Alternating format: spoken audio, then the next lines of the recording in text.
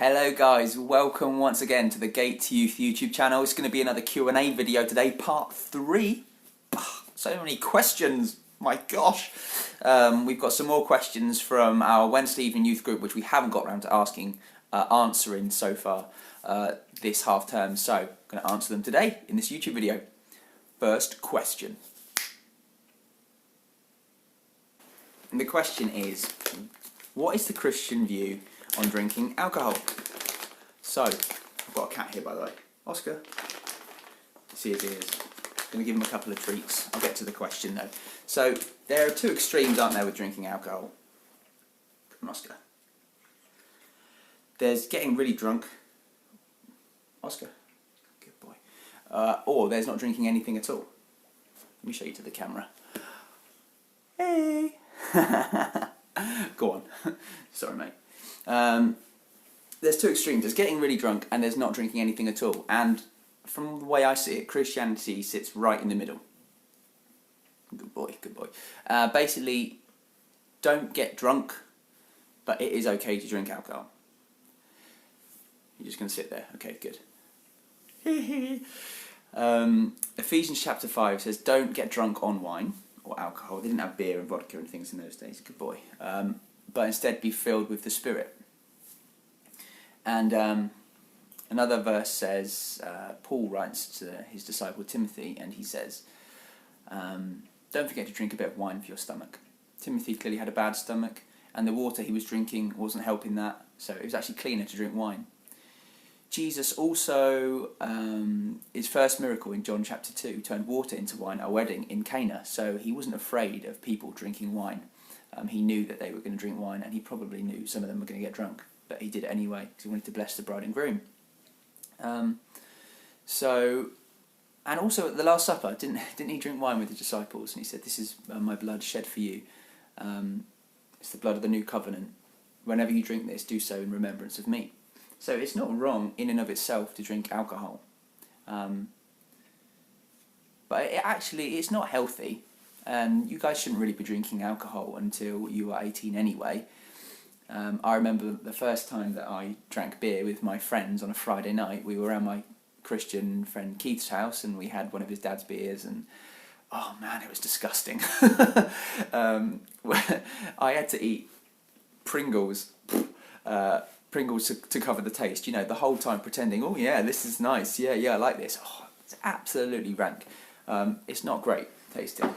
I'd say it grew on me over time.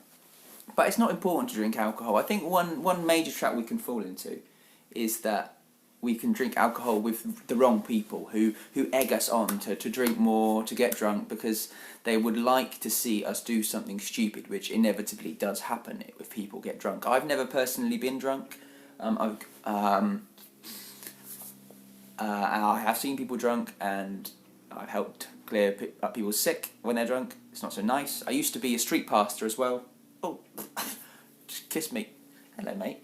I used to be a street pastor, and I've seen people in a really bad state, and had to help them home and make sure they were safe as well. So I would say, don't worry about alcohol. It's not cool. It's just alcohol. Like, so what? And I would recommend as well to don't get drunk, guys. Not only is it bad for you doing stupid stuff. Actually, I believe that we leave ourselves open to negative, not just consequences in this realm, but actually that we might leave a door open for Satan to gain a foothold in our life in regard to drinking. If we get drunk and we do so on a regular basis, then actually that can become a stumbling point for us, and it can become something where the enemy takes hold of that. He makes you feel guilty, makes you feel ashamed, and he wants to see people's lives destroyed, basically. And alcohol is a really easy way to do that. Apparently, if they were to reclassify alcohol again as a drug, it would probably be a Class B or Class A. It is really not good for you. The only one that is actually in any way good for you is red wine, and that's only one glass at a time. Anything other than that is terrible for your liver, and it's not healthy.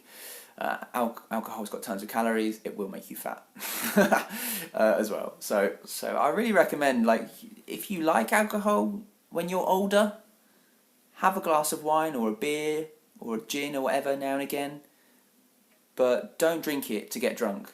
If you're doing that, if you like getting drunk as a person, then I would suggest that actually then maybe you're not happy with yourself entirely, and you're using alcohol to help you to feel more comfortable, because it numbs your inhibitions, makes you feel more like you worry less about what people think of you. And so maybe I would say that if you do like getting drunk, maybe you worry a bit about what people think of you. And alcohol is not going to solve that. It's going to make it worse in the long term. It's a depressant. It makes people depressed.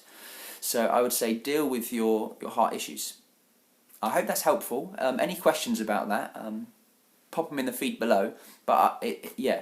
So that's it. With that, you've got to be really sensible with alcohol. I made sure that when I started to try beer and stuff, that I was with friends who I trusted, who I knew wouldn't try and ply me with loads of alcohol until I threw up or did something ridiculous. Like, I was with people who I knew loved me and wanted the best for me, and weren't going to get smashed as well themselves. So just be careful when you get to a bit older, like 18 or so, and start just trying it, and be careful with it, because it's not worth making massive mistakes just over having a beer or having a Lamborghini. Okay guys, next question. What is the Christian view on dating? Well, I'm not going to take too long answering this, because I'm aware that I took a long time answering the whole alcohol one. So basically there is no Christian view on dating. The Bible doesn't have dating in it, but neither did the world till about 50 years ago. It's a fairly new concept. Before that, people would court. It was a lot more formal. So you're not going to find any specific advice to dating in the Bible. I would say the Bible says a few things about finding love. And I'd say it says, do not be unequally yoked. I believe that's 2 Corinthians chapter 6, maybe verse 9, I'm not sure. And what that means is try and be with somebody who is on the same wavelength as you. So if you're a Christian, you want to try and be with a Christian. If you're exploring God, you want to maybe be with someone who is a Christian or exploring God as well, or open to that. Because you want to be on the same spiritual path as people, not just with somebody that can understand your faith, but with someone who can walk that journey with you. Because that's ultimately what we need in life. That's why we go into relationships, to have somebody to walk our journey with us. So I hope that's helpful. Other than that, I would say that pray into it. Read Proverbs 31. Proverbs chapter 31 has got a lot of criteria for what a good partner, some of the attributes that they will have. I would also say if you are desperate for a relationship, then maybe it's not just because you want to love someone. It's because you want to feel loved. Okay? So maybe you don't feel loved in yourself. Maybe you don't feel like you're enough. And if that's you, I want to say you are enough. Please go away and read Psalm 139. Understand that Jesus died for you and God loves you so much that he would send his son to die even just for you. So, yeah. Hello, Oscar. He's meowing. Anyway, that's question 2. On to question 3. Hey, guys. Question 3, basically, why does he appear to be such a hulking judge who's angry in the Old Testament, and in the New Testament he's all gentle and meek and mild? Why is there that disparity? That is a common myth. Now, okay, so a few things. If you think about the Old Testament, how long is it? So it's over the space of about maybe 2,000 years or so. So a lot more time for God to act in judgment. Okay, the New Testament is written over the space of about 60 years. Okay, in the Old Testament, the whole story is that God was trying to journey with his people, the Israelites, the Hebrews, that they be a witness to him and represent him on the earth. However, they turn to other gods, okay? You don't have the Christians in the New Testament really turning to other gods very much. So there's not God's not there showing his, look, you've got to turn back to me, otherwise bad stuff will happen to you. That's not what he's saying in the New Testament. And actually in the New Testament, people don't realise this, that hell is spoken of most graphically, or more graphically. It's not really even mentioned much in the Old Testament. There's Sheol, Hades, but in the New Testament, Jesus speaks of the lake of fire. He speaks of a place where the worm eats away and the fire never dies. And there's the lake of fire and sulphur and brimstone. And that's all in the New Testament, right? So actually there's not a disparity. And when you think about God's judgment in the Old Testament, he was incredibly patient. He would wait 400, 500 years or so for a nation, a group of people to turn from their wicked ways. He'd give them chance after chance after chance. Would we do that in a relationship with someone? We maybe wait 1 week for them to change, then we get angry.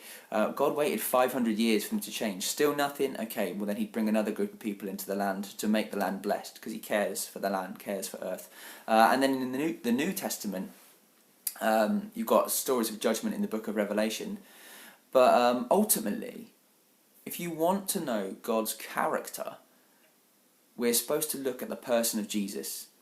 Hebrews says that he is an exact representation of God. So what we see in Jesus, what we see of Christ, is the character of God that actually you do see through the Old Testament, where you see his love and his miracles and how he cares for the oppressed and the poor. And you do see an element of the strength and the power and the judgment of God in Jesus as well. For example, when he turns over the tables in the temple in rage and basically kind of starts a riot. You see it when he argues with the religious Pharisees who are oppressing people. That is God's heart, is that people are not oppressed. He's really passionate about that. So I kind of want to dispel that myth a bit.